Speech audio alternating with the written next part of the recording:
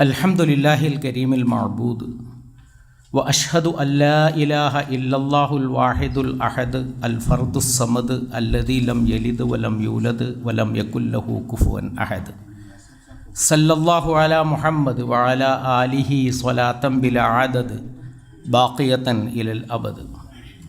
इन उरीदु इल्लल इस्लाह मस्ततअतु व मा तौफ़ीक़ी इल्ला बिल्लाह अलैहि तवक्कलतु व इलैहि उनीब।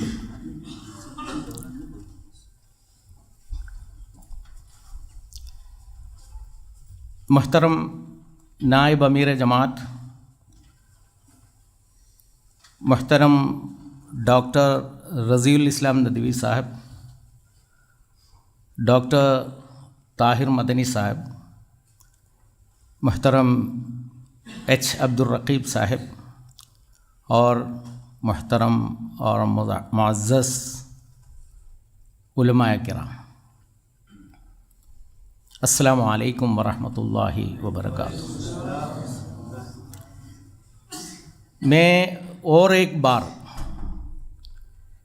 इस मरकज़ में आपको खैर मक़दम करता हूँ, इस्तक़बाल करता हूँ आज क़य्यम जमात।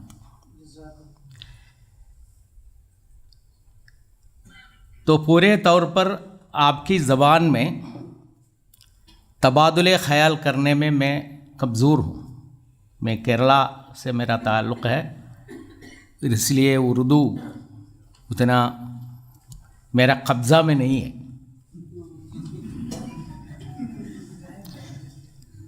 फिर भी लैंग्वेज एक बैरियर नहीं होगा, आपसे गुफ्तगू कर सकता हूँ। जमात इस्लामी हिंद के मरकज़ में आप तशरीफ़ लाए हैं और जमात इस्लामी हिंद के बारे में बात करने के लिए ये आधा घंटा काफ़ी नहीं होगा। जो कुछ मेरे जहन में आया मैं आपसे शेयर कर रहा हूँ, उतना ही कर सकता हूँ। जमात के क़याम का पस मंज़र मैं चंद जुमले में बयान कर दूँ। जमात इस्लामी हिंद नहीं, जमात इस्लामी 1941 में उसका क़याम हुआ है। वो 1941 मीन्स आज़ादी के और तक़सीम हिंद के 6 साल पहले उस वक्त पूरे दुनिया में, ख़ास तौर पर मुस्लिम ममालिक में आज़ादी की लड़ाई चल रही थी।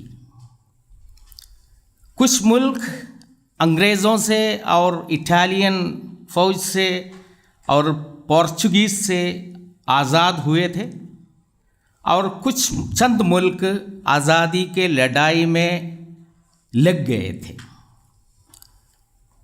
ये आलमी पस मंज़र है। इस्तेमारी क़ुव्वतें ये मुस्लिम ममालिक को छोड़कर जा रहे थे आरिज़ी तौर पर। इस इस्तेमारी क़ुव्वतें अंग्रेज़ी, पोर्चुगल, इटालियन, वो जो यूरोप के आलम ग़र्ब के मगरिबी दुनिया के जो ताकतें हैं, वो सब ये अपने कॉलोनियल ममालिक को छोड़कर जा रहे थे। और ये कॉलोनियल क़ुव्वतें सबसे ज़्यादा आज़माइश में हुआ मुस्लिम ममालिक से। ज़्यादा मुसीबत वहाँ से मिली उनको। वो जगह आज़ादी के लड़ाई बहुत तेज़ थी और उसको मुकाबला करना आसान नहीं था। इसके वजह से वो जाना शुरू किया। और उसके पहले ही इस्लाम के बारे में वो सोच रहा था, इतना ताकत कहाँ से मिलता है। उनके पास फ़ौजी क़ुव्वत नहीं है, हथियार नहीं है, सादा लोग हैं, काली हाथ है, इसके बावजूद इतनी बड़ी ताकत कहाँ से मिल रही है? तो उनको समझ में आया इस्लाम में 2-3 चीज़ें ऐसी है हमेशा के लिए उनको ख़त्म करना चाहिए। उसमें एक चीज़ यह है कि इस्लाम में सियासी उन्सुर, इस्लाम ऐसा एक निज़ाम हयात है, उसमें सियासत भी शामिल है। हुजूर सल्लल्लाहु अलैहि वसल्लम सिर्फ एक रिलीजियस लीडर नहीं था, बल्कि वो एक सियासी लीडर भी थे।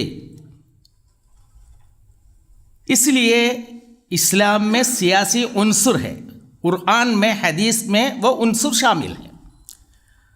और दूसरा मसला यह था कि इस्लाम में खिलाफत का एक तसव्वुर है। वो खिलाफत सिर्फ रूहानी खिलाफत नहीं, बल्कि वो कल्चर, तहजीब को, तमद्दुन को और सियासत को सब इकट्ठा करने वाला, सबको शामिल करने वाला एक खिलाफत की तसव्वुर है। और तीसरा, इस्लाम में जिहाद का तसव्वुर है। अगर ये 3 चीज़ें अगर इस्लाम में हुआ होता तो इनको हराना, उनको शिकस्त देना नामुनासिब है। तो जब अंग्रेज़ी क़ुव्वतें मुस्लिम ममालिक में आना शुरू हुआ, उस वक्त से ही इनका कोशिश ये हुआ था, ये उन्सुरों को इस्लाम से निकालने की कोशिश करना, कम से कम उसको छुपाने की कोशिश करना। जब मुस्लिम ममालिक से ये लोग वापस जा रहे थे, उस वक्त बहुत तेज़ी के साथ ये उन्सुर को निकालने की कोशिश किया था। ये खिलाफत को ख़त्म कर दिया था 1920s में, और खिलाफत के लिए आवाज़ उठाने वालों को ख़त्म कर दिया था। तो खिलाफत का कंसेप्ट को और सियासत का कंसेप्ट को, जिहाद को कंसेप्ट को भी ख़त्म करने की कोशिश किया। इतना तक कोशिश किया, एक नबी को उन्होंने इरसाल कर दिया, नबी की बेइज्जत दे दी। वो है मिर्ज़ा ग़ुलाम अहमद कादियानी। उन्होंने कहा खिलाफत सिर्फ रूहानी खिलाफत है। जिस तरह वतिकान में पोप बैठते हैं, उस तरह के किसी एक आदमी को किसी जगह बिठा सकता है, वही खिलाफत है। और उन्होंने कहा जिहाद मक्का फतह के पहले ख़त्म हो चुका है। मक्का फतह होगा, फिर जिहाद की कोई गुंजाइश नहीं है। इस तरह के तालीमात देने लगे थे। तो इस दौरान ये आलमी पस मंज़र में मुल्क, दुनिया भर तहरीकात इस्लामी, जिसको इस्लामिक मूवमेंट कर सकता, इस्लामिक मूवमेंट, वो मूवमेंट्स उभर कर आया। और कुछ मुजद्दिदीन भी आ गए। उसमें हसनुल बन्ना, शहीद सैयद हसनुल बन्ना है, सैयद कुतुब है, और तुर्की में बदियुज़्ज़मान सईद नूरसी है। इस तरह के मुख्तलिफ मुल्कों में मुख्तलिफ लोग मुख्तलिफ तरीके से ये उन्सुर को दोबारा इस्लाम मुसलमानों के अंदर साबित करने की कोशिश किया। उसमें एक तहरीक इस्लामी, जमात इस्लामी हिंद भी है। तो मैं कहना चाहता हूँ ये एक आलमी पस मंज़र है। दूसरा, मुल्क में भी एक पस मंज़र था। यहाँ से भी ब्रिटिश लोग जा रहा था। हिंदुस्तान के आम इंसान के अंदर और हिंदुस्तान के बड़े बड़े लीडर्स के अंदर ये सवाल उठा, ब्रिटिश अंग्रेजी यहाँ से जाने के बाद इस मुल्क का हुक्मरानी कैसे होना चाहिए, उस वक्त का गुफ्तगू है। अब आज़ादी के पहले का वो 6 साल के बारे में आप सोचिए, या 15 साल या 20 साल के बारे में आप सोचिए। ये सोच हिंदुस्तान में बहुत बड़ा गुफ्तगू हो चुका था। उसमें कुछ लोग कहा हमको ये हिंदू अक्सरियत कंट्री है, इसको हिंदू राष्ट्र बनाना है। कुछ लोग कहा यहाँ हिंदू राष्ट्र जो पुराने ब्राह्मणिज्म का राष्ट्र नहीं, बल्कि हिंदू फिलोसफी के साथ हमको राम राज्य बनाना है।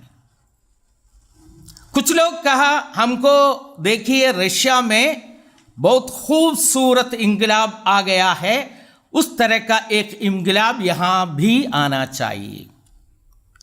कुछ लोग कहा वो इंकलाब से नुकसान भी हो सकता है, लेकिन हमको एक सोशलिज्म यहाँ खुद कायम करना है। तो सोशलिज्म के लिए, कम्युनिज्म के लिए, राम राज्य के लिए, हिंदुत्व के लिए काम करने वाला हिंदुस्तान में थे। फ्रीडम फाइटर्स के अंदर और आज़ादी के तहरीक के लीडरों के अंदर मुसलमान भी थे, बहुत सारे मुसलमान लीडर्स के अंदर भी इख्तिलाफात पैदा हुआ, मुख्तलिफ सोच पैदा हुआ, ज़रूर है, होने का इम्कान है। कुछ लोग कहा हम हिंदुस्तान में रहना चाहिए, हिंदुस्तान में रहकर अगर ज़िंदगी गुजारना चाहते हैं तो हमको यहाँ नमाज पढ़ सकता है, रोज़ा रख सकता है और इस्लामी इबादत हमको चालू कर सकता है। उसके मुस्लिम पर्सनल लॉ को भी यहाँ इजाज़त मिल सकती है। तो इबादत करके मुस्लिम शनाख्त के साथ, मुस्लिम पर्सनल लॉ के साथ हिंदुस्तान में हमको रह सकता है।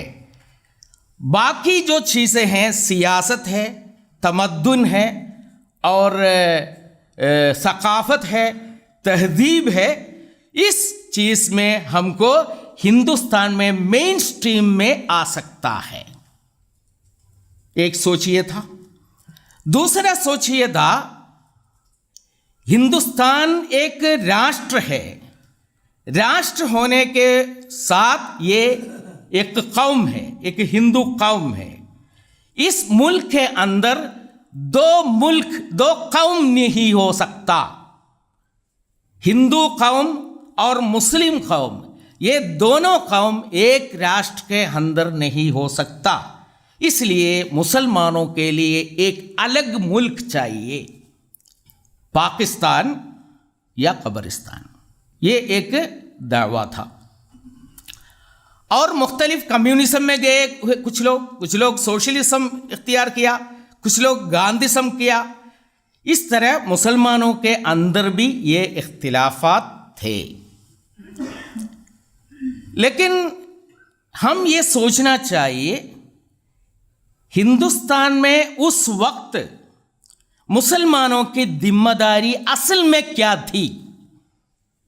कुछ लोग वो भी सोचा हम क्या करना चाहिए। उन्होंने ये फैसले पर पहुंचे कि हिंदुस्तान में रहना ही मुनासिब है। उसका मतलब हम अगर हिंदुस्तान को तकसीम करेंगे, हिंदुस्तान का ये ज़मीन का तकसीम नहीं होगा, बल्कि वो तकसीम दो कम्युनिटी के अंदर के तकसीम होगी। और पाकिस्तान में रहने वाला हिंदूस और हिंदुस्तान में रहने वाला मुसलमान बहुत बड़े आजमाइश में रहेंगे। और जो तकसीम से जो खून निकलती है, वो खून को हम मिटा नहीं सकता हिस्ट्री में। इसलिए मुसलमान हिंदुस्तान में मुसलमान रहकर रहना चाहिए। मुसलमान अपने शनाख्त के साथ, अपने दावती किरदार के साथ, अपने शहादत के साथ, शहादत हक के साथ यहाँ रहना चाहिए, वही मुनासिब होगा। अगर हिंदुस्तान के मुसलमान पूरे तौर पर इस्लाम को कबूल करेंगे और इस्लाम को सही प्रैक्टिस करेंगे, इस इस्लाम को रिप्रेजेंट करेंगे और इसी इस्लाम को लोगों के सामने प्रेजेंट करेंगे, ये पूरे मुल्क का राय आमा को इस्लाम के हक में हमको तब्दीली कर सकते हैं। ये बात थी। तो दो बातें आ गई। एक बात मेन स्ट्रीम में, हिंदुस्तान के नेशनलिस्ट स्ट्रीम में इस्लाम को, शनाख्त को दबा कर देना ये मुनासिब नहीं है, ये बताना चाहिए था।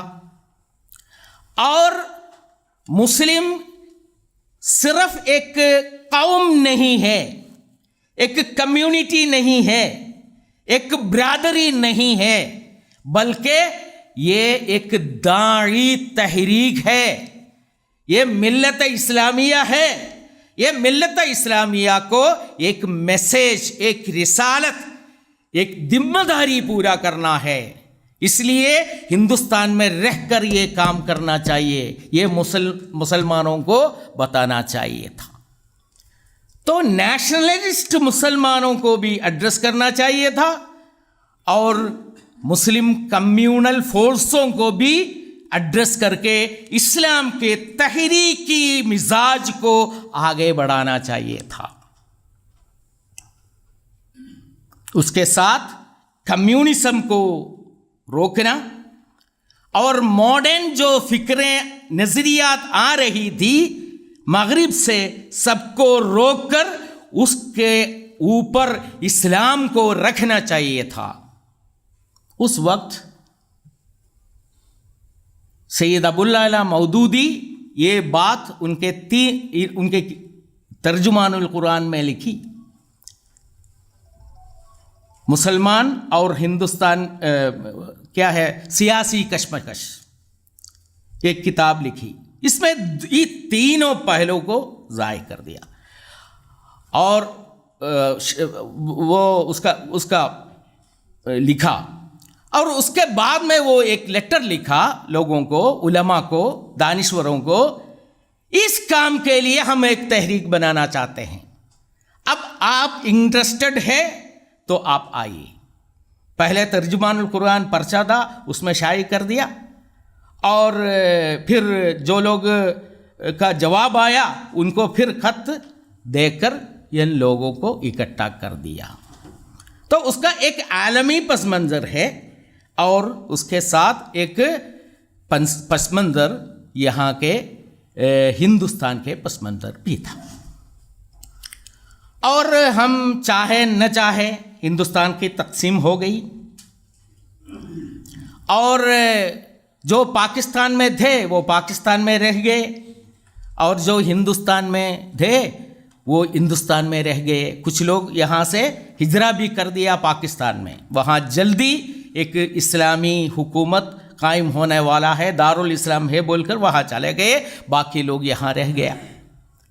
और 1948 में फिर भी सोचा हम क्या करना है। 1997 के नेक्स्ट ईयर फिर भी सोचा हम क्या करना है। ये फैसला हमारे बुजुर्गों ने किया कि हमको इसी तरीके से आगे बढ़ना चाहिए, इसी तरीके से आगे बढ़ना चाहिए। लेकिन हिंदुस्तान बन रहा है, हिंदुस्तान, नया हिंदुस्तान बन रहा है। वो नया हिंदुस्तान को देखकर उसके जो एटमॉस्फेयर है वो भी सामने रखकर हमको ये काम को आगे बढ़ाना है। 1948 में मौलाना अबुल लैस इस्लाही नदवी साहब के इमारत में जमात इस्लामी हिंद कायम हुआ। तो जमात इस्लामी हिंद के सामने एक कुरानी तालीमात है। मिल्लत इस्लामिया को अल्लाह ताला क्या जिम्मेदारी दे दी है, वो जिम्मेदारी को आइडेंटिफाई करना है। पहले क्या जिम्मेदारी दे दी है? जिम्मेदारी नहीं है कोई कम्युनिटी उम्मत नहीं बनेगा, वो कौम रह जाएगा। कौम और उम्मत में फर्क है। उम्मत का माना कौम मा रिसाला, एक रिसाला, एक मैसेज, एक जिम्मेदारी, एक रिस्पॉन्सिबिलिटी अदा करने वाला होना चाहिए। वही उम्मत है, वही मिल्लत है। वो मिल्लत को क्या जिम्मेदारी दे दिया है? टाइम बहुत कम है, मैं मुख्तसर बता दूं। वकज़ालिक जअलनाकुम उम्मतन वसतन लितकूनू शुहदाअ अलन्नास व यकुन रसूलु अलैकुम शहीदा। हिंदुस्तान में अन्नास है और मुस्लिम उम्मत है। मुस्लिम उम्मत और अन्नास में क्या ताल्लुक है, क्या रिश्ता है? क्या रिश्ता है? वो रिश्ता शहादत हक का रिश्ता है। जो रिश्ता इस उम्मत और मोहम्मद मुस्तफ़ा सल्लल्लाहु अलैहि वसल्लम, हुजूर सल्लल्लाहु अलैहि वसल्लम और हमसे क्या रिश्ता है, वही रिश्ता मुसलमान और हिंदुस्तान कम्युनिटी के साथ, हिंदुस्तान के कौम के साथ हमारा रिश्ता है। वकज़ालिक जअलनाकुम उम्मतन वसतन लितकूनू शुहदाअ अलन्नास व यकून रसूलु अलैकुम शहीदा। अल्लाह आपके ऊपर शहीद है, रसूल सल्लल्लाहु अलैहि वसल्लम आपके ऊपर शहीद है और आप लोगों के ऊपर शहादत हक, इस्लाम को रिप्रेजेंट करना, इस्लाम को प्रसन्न करना, ये आपका काम है। उम्मत, उम्मत का लफ्ज़ वहाँ। फिर अल्लाह ताला कुंतुम खैरा उम्मतिन उखरिजत लिन्नास तअमुरूना बिल मारूफ व तन्हौना अनिल मुनकर व तुमिनूना बिल्लाह। वहाँ भी दो अल्फाज, कुंतुम, कुंतुम मीन्स अंतुम, उम्मत मोहम्मद सल्लल्लाहु अलैहि वसल्लम। वन्नास, वहाँ भी अन्नास। उम्मत और अन्नास में क्या रिश्ता है? वो रिश्ता उखरिजत लिन्नास, आपके लिए नहीं, मुसलमान मुसलमानों के लिए नहीं, मुसलमान अन्नास के लिए है। उखरिजत लिन्नास, आपकी बेइज्जत, इस उम्मत की बेइज्जत अन्नास के लिए है, पूरे मुल्क के बाशिंदगान के लिए है। उसमें क्या करना है? तअमुरूना बिल मारूफ व तन्हौना अनिल मुनकर। आपकी जिम्मेदारी अम्र बिल मारूफ नहीयुन अनिल मुनकर, ये काम हमको करना है। और तीसरी बात यह है कि हुज़ूर सल्लल्लाहु अलैहि वसल्लम कहते हैं, कुरान अल्लाह फरमाता है कि हादिही सबीली अदू इलल्लाहि अला बसीरतिन अना व मन इत्तबाअनी। हुज़ूर सल्लल्लाहु अलैहि वसल्लम और उनको फॉलो करने वाला, इत्तिबा करने वाला सब लोगों का काम दावत है। ये है, ये भी करना है। और तबलीग कर सकता है, इनको बलाग कर सकता है। बल्लिग मा उन्ज़िला इलैका मिर रब्बिक इन्नमा अलैकल बलागुल मुबीन। दावत, बलाग, तबलीग, ये काम हमको करना है। और हुजूर सल्लल्लाहु अलैहि वसल्लम कुछ वायदा और भी किया है। इन्नल्लाह ला यबअसु लिहादिहिल उम्मती फी रअसी कुल्ली मिअति सना मन युजद्दिदु लहा दीनहा। तजदीदी काम करना है।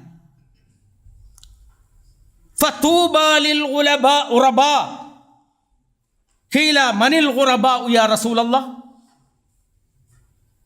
अल्लज़ीना युस्लिहूना मा अफ़सदन नास। जिस चीज़ों को लोग फसाद कर दिया है इसको इस्लाह करना काम है, वो तजदीदी काम, इस्लाही काम, ये भी हम करने का है। ये सब सामने रखते हुए जमायत इस्लामी हिंद जो बना, उस वक्त जमायत अपने मकसद, अपने नस्बुल आइन बोल के ये कहा कि इकामतुद्दीन है, अन अकीमुद्दीन वला ततफर्रकू फीह।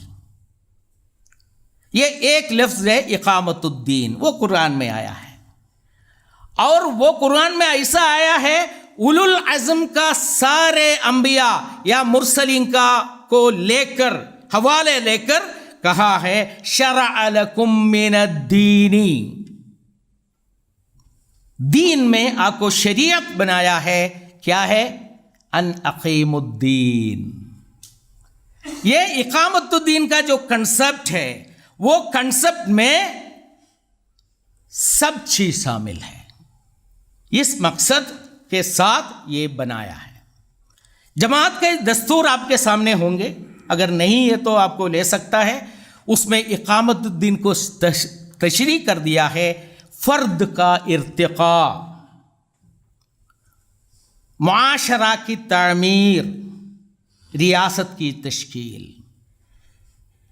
अपने इंसान अपने ज़ाती ज़िंदगी में, शख्सी इनफरादी ज़िंदगी में और इज्तिमाई ज़िंदगी में पूरे तौर पर इस्लाम का मुनज़्ज़म नज़्म हयात को, तरीक़ा हयात को शामिल करना, वो इकामत करना, ये हमारा काम है। सिर्फ इनफरादी ज़िंदगी में नहीं, इज्तिमाई ज़िंदगी में, इसके लिए ये काम करते हैं। इसके लिए क्या क्या काम करना चाहिए? इसके लिए एक काम ये करना है कि हम खुद तैयार होना, खुद तैयार होना, हम अल्लाह से करीब रहना, अल्लाह से क़ुव्वत हासिल करना, रोशनी हासिल करना, हुजूर सल्लल्लाहु अलैहि वसल्लम को पैरवी करना और इबादत ठीक तरह से अदा करना, हमारे मुआमलात को और बेहतर बनाना और हमारे जो सलाहियतें हैं वो उसको उभारना, हमारे पूरे रिसोर्स को आगे बढ़ाना, ये एक काम है। इसको कहते हैं तरबियत। जमात इस्लामी के अव्वलीन काम ये है अपने वाबस्तगान की तरबियत करना। अगर एक कौम, एक उम्मत और एक जमात उठकर खड़ा होना है तो उनको ईमान होना चाहिए, किरदार अच्छा होना चाहिए, सलाहियतों भरना चाहिए और एक अच्छा आदमी बनकर, एक स्ट्रांग मुमिन बनकर खड़ा होना चाहिए। उस काम का नाम है तरबियत।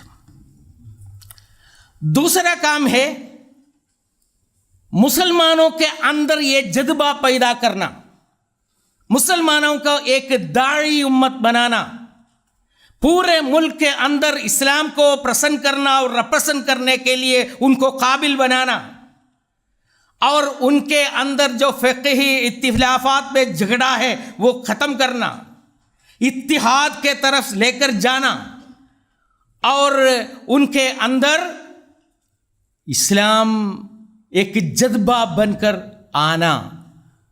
सिर्फ कम्युनिटी का जज्बा नहीं, लेकिन नज़रियात का, फ़िक्र का, अक़ीदे का जज्बा उनके अंदर उभारना। ये काम का नाम है इस्लाह मुआशरा। तो फर्स्ट दावत, फर्स्ट तरबियत और दूसरा इस्लाह मुआशरा, इस्लाह मुस्लिम मुआशरा।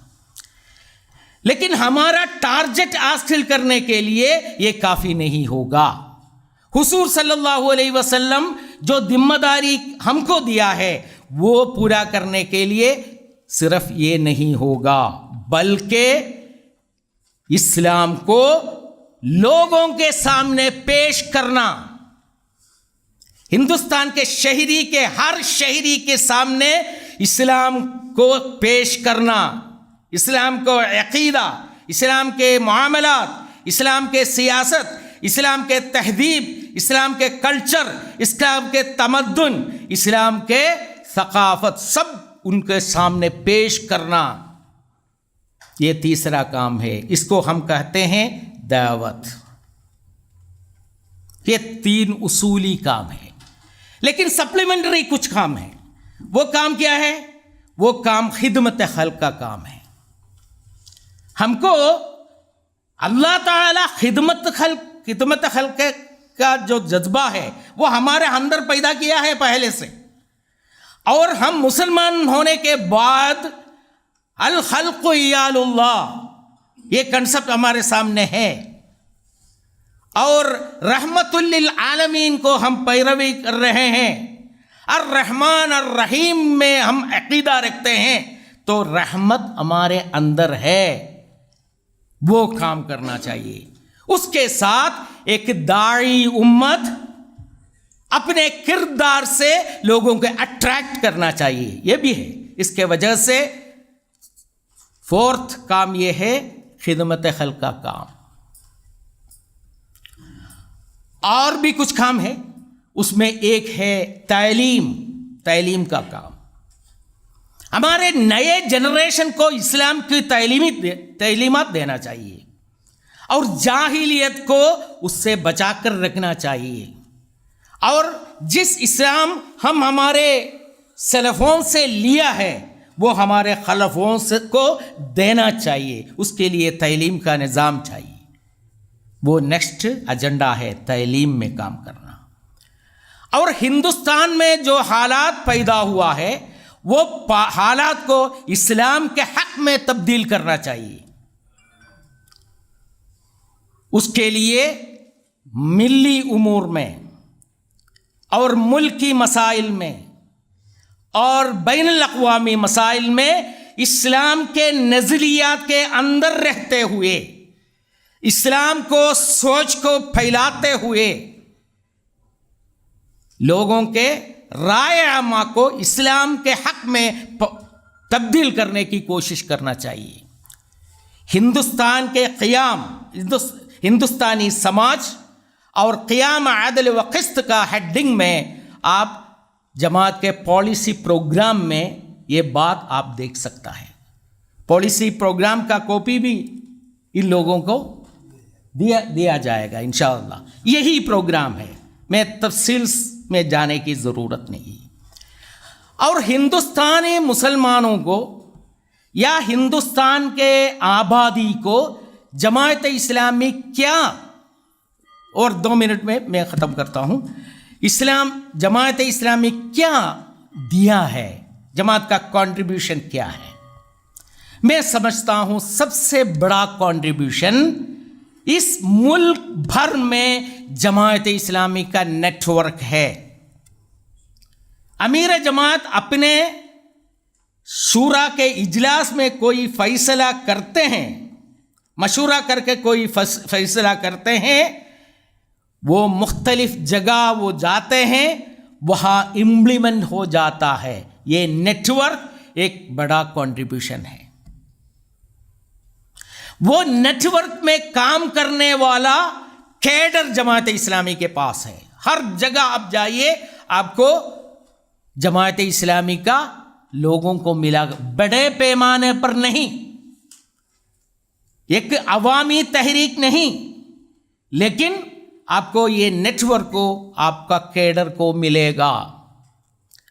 उनको तरबियत के वजह से बाकी जितने मुसलमान हैं उनसे थोड़ा सा फर्क जमात के कैडर में आप देख सकता है। इस हिंदुस्तान में हम फरिश्ते को नहीं बना सकते हैं, सहाबे किराम जैसे लोगों को नहीं बना सकते हैं, ताबीन जैसे जो लोग हैं, तुब्बा ताबीन, उन जैसे लोगों को भी नहीं बना सकता है। लेकिन जितना हो सकता है उसका एक हिस्सा में लोगों को तरबियत करके अच्छे लोगों को प्रोड्यूस करने की कोशिश जमात इस्लामी ने की है।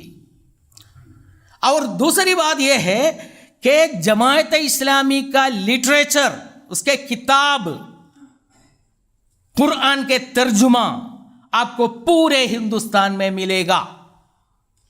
हिंदुस्तान में जितने ज़बान है, पूरे ज़बान में कुरान का तर्जुमा हो चुका है। और इस्लाम को समझने के लिए किताब शाई हो चुका है। आप गुजरात में जाइए, गुजरात में, आसामी जाइए, आसामी में, तमिलनाडु में जाइए, तमिल में, केरला में जाइए, मलयालम में, कन्नड़ा जाइए, कन्नड़ में, कर्नाटक में, कन्नड़ में, तेलुगु में, मुख्तलिफ ज़बान में कुरान के तर्जुमे, तफसीर और इस्लामी लिटरेचर आपको मिलेगा। ये उसमें कई लिटरेचर मुसलमानों को एड्रेस करने वाली लिटरेचर नहीं है, बल्कि इस मुल्क के पूरे आबादी को एड्रेस करने वाली लिटरेचर है। इंग्लिश में है, हिंदी में है, उर्दू में है।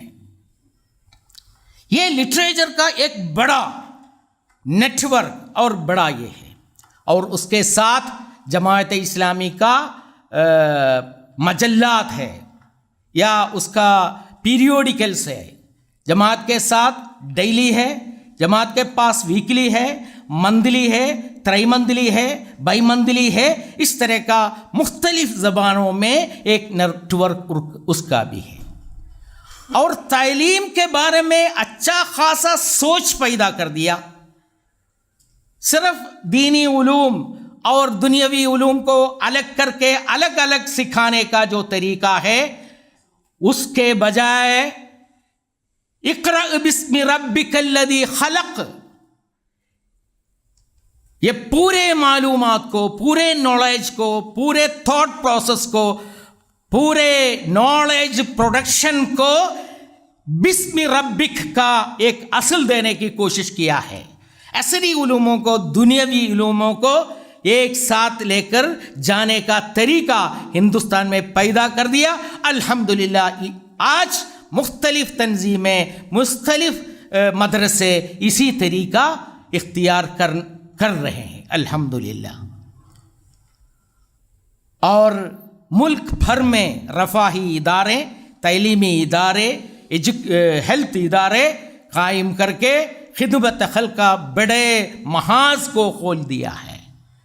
मेरी बात सिर्फ टाइम ख़त्म होने पर मैं ख़त्म करता हूँ।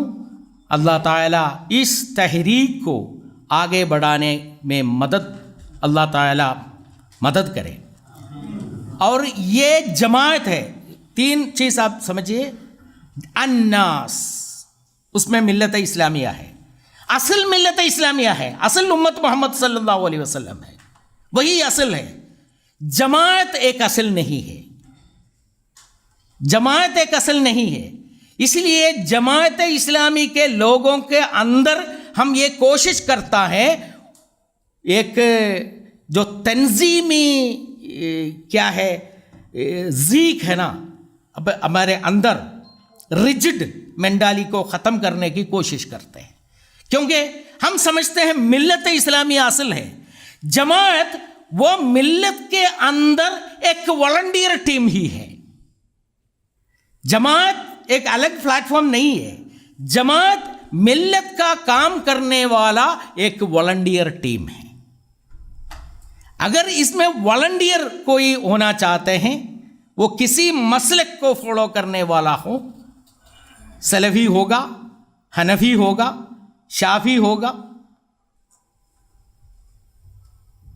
तो यहाँ कई लोग बैठे हैं, वो हनफी लोग हैं।